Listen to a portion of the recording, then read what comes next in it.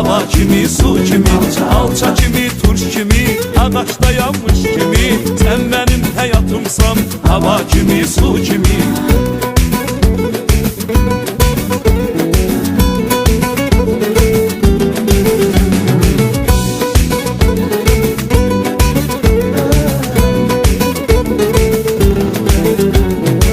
Tenhayam otağımda, ışığım sönmüş kimidir. Hardasan canım benim, dünyam qaralmış kimidir. Tükenip səbri qərar, sensiz həyat eşdi mənə. Cəhənnəm ateşində bu canım yanmış kimidir ya.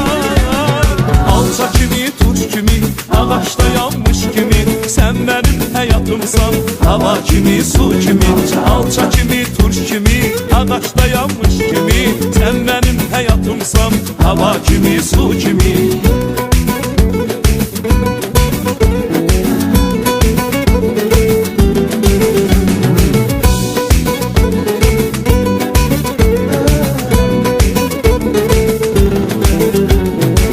Bakının akşamları rəngə boyanmış kimidir. Həsrətindən gözlərim ulu dörtmüş ay kimidir. Sənə həsrət, mənə həsrət, o görüş yerlərimiz. Sən gəlsən o yerlərə, çiçəklər açmış kimidir ya. Alça kimi, turş kimi, ağaçta yanmış kimi. Sən mənim həyatımsan, hava kimi, su kimi, alça kimi, turş kimi, ağaçta yanmış kimi. Sən mənim həyatımsan, hava kimi, su kimi.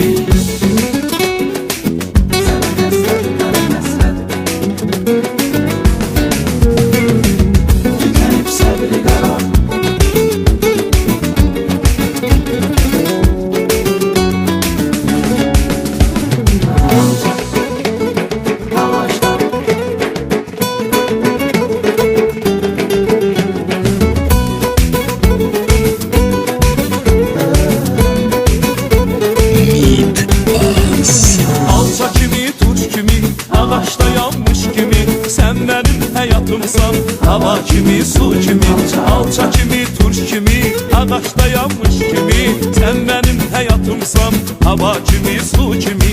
Alça, ağaçta. Sen benim hayatımsan, hava kimi, su kimi, alça kimi, turş kimi, ağaçta yanmış kimi. Sen benim hayatımsan, hava kimi, su kimi.